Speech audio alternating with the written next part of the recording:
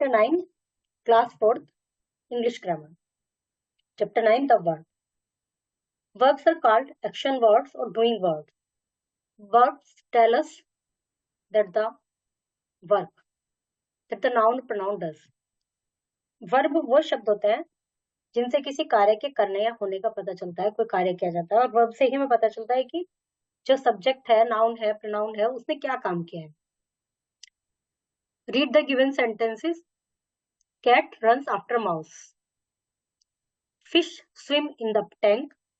Manisha is drawing a painting. Girls are dancing. Sam is going to school. इन्हीं सभी sentence में run, swims, drawing, dancing, going, ये सब words हैं. और ये बता रहे हैं कि कैट के बारे में, दूसरे में फिश के बारे में कि फिश क्या कर रही है, मनीषा के बारे में, गर्ल्स के बारे में, सैम के बारे में.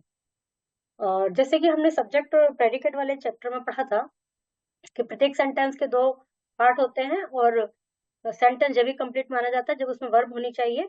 वर्ब चाहे वो एक्शन वर्ब हो या हेल्पिंग वर्ब हो, कोई सी वर्ब होनी चाहिए. और जहां से वर्ब स्टार्ट होती है वो प्रेडिकेट पार्ट स्टार्ट होता है, और प्रेडिकेट पोर्शन में वर्ब जरूर होनी चाहिए. तो जहां भी वर्ब है, क्या सब्जेक्ट के बाद जो भी है वो वर्ब होती है. रन, ये सब वर्ब हो गई, इनसे एक्शन का पता चल रहा है. काइंड्स ऑफ वर्ब, एक तो मेन वर्ब और exclusive verb, helping verb. We wake up early in the morning. The student went to meet the teacher. We love our country. He goes to the temple.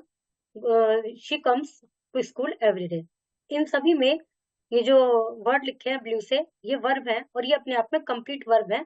इनको sense clear करने के लिए दूसरी verb की आवश्यकता नहीं है, हेल्पिंग वर्ब की आवश्यकता नहीं है, ये अपने आप में कंप्लीट है. दे एक्सप्रेस एक्शन, ये एक्शन एक्सप्रेस कर रहे हैं. Each of them is a single word, single word है. Each of them is complete in its meaning, अपने मीनिंग में कंप्लीट है. And does not require the help of any other word in order to complete its sense. किसी अन्य word की आवश्यकता नहीं है अपना सेंस कंप्लीट करने के लिए. Each of them is main verb to complete their meaning. Some words are require other words to complete the sentence and tell about the effect of the verb called object. और इनमें दूसरे word की जरूरत नहीं है, अपने आप में कंप्लीट है. कुछ वर्ब ऐसी होती हैं जिसमें दूसरे उसके शब्द की आवश्यकता होती है मीनिंग क्लियर करने के लिए, और वो कहलाती हैं, जो दूसरा शब्द होता है वो कहलाता है ऑब्जेक्ट. जैसे काउ इट्स ग्रास, गाय घास खाती है. The gardener waters the plant, gardener पौधों को पानी देता है. तो ये जो ब्लू से लिखे हुए हैं ये सब ऑब्जेक्ट है. ऊपर के सेंटेंस में यदि हम देखते हैं तो स्टूडेंट वेंट, यदि ये वेंट यहाँ तक होता तो अधूरा सा लगता. कहाँ गए? टू मीट द टीचर, ये इसके ऑब्जेक्ट हो गए. ये मेन ऑब्जेक्ट ये हो गया. टू मीट भी इंफिनिटिव लग के वर्ब भी है, वो नेक्स्ट चैप्टर में पढ़ेंगे. अभी इसमें ऑब्जेक्ट देख रहे हैं हम. तो जो टीचर है वो ऑब्जेक्ट है. We love our country object है. गोज टू टेम्पल ऑब्जेक्ट है. स्कूल ऑब्जेक्ट है. और इसमें ग्रास ऑब्जेक्ट है. प्लांट ऑब्जेक्ट है. Student newspaper writes an essay object है. The word grass is the object of the verb. ये सब इनके ऑब्जेक्ट हैं जो मैंने बताए हैं. तो इस तरह से एक तो हो गई हेल्पिंग वर्ब, एक हो गई मेन वर्ब. अब इनमें जिनमें ऑब्जेक्ट है, इसके ऑब्जेक्ट के बेस पर, इस आधार पर हम वर्ब को दो भागों में बांट सकते हैं. कुछ तो ऐसी जिनमें ऑब्जेक्ट होता है, कुछ ऐसी जिनमें ऑब्जेक्ट नहीं होता.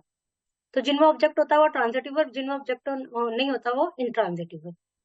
जैसे mother cuts the vegetable, my mother loves me, he writes a letter, ये सब ऑब्जेक्ट है तो ये ट्रांजिटिव वर्ब है.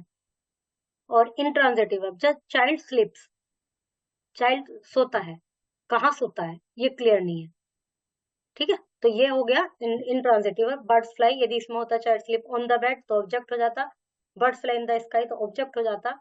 Children play in the garden object हो जाता. My friend went to the market object हो जाता. डॉग बार्क्स एट स्ट्रेंजर, तो ये ऑब्जेक्ट हो जाते. तो ये ट्रांजिटिव वर्ब बन जाती, लेकिन फिलहाल ये इंट्रांजिटिव वर्ब है. तो इस तरह से वर्ब दो प्रकार की हो गई, ट्रांजिटिव और इंट्रांजिटिव वर्ब. जिसमें ऑब्जेक्ट होता है वो जिनमें ऑब्जेक्ट होता है वो ट्रांजिटिव, और जिनमें ऑब्जेक्ट नहीं होता वो इंट्रांजिटिव. तो इन सभी सेंटेंस में स्लीप, फ्लाई, वेंट और ये इनमें ऑब्जेक्ट नहीं है, अपने आप में कंप्लीट सेंस है, तो ये इंट्रांजिटिव वर्ब है. Read the following sentence. Students are going to the school. Sunrise is in the east. mother worship God in the morning. Sony looks sad. It may rain tomorrow.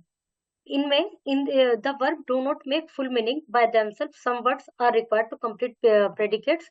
कुछ words की इनमें need है predicates को complete करने के लिए, तो इसलिए वो word object है. Actually helping verb, I shall come to meet tomorrow. I could swim when I was young. He can solve this some difficult. He can solve this difficult sum. We must obey the laws. The color verb are made of two words. जो color word है, जैसे I shall, ये अपने आप में incomplete है. I shall come तो complete है. तो ऐसे ये जो दो वर्ड है, जो दो वर्ब है, उनमें एक हेल्पिंग वर्ब है, एक मेन वर्ब है. Can, could, shall, should, must, might, has, have, is, am, are, was, were, ये सब हेल्पिंग वर्ब्स होती है.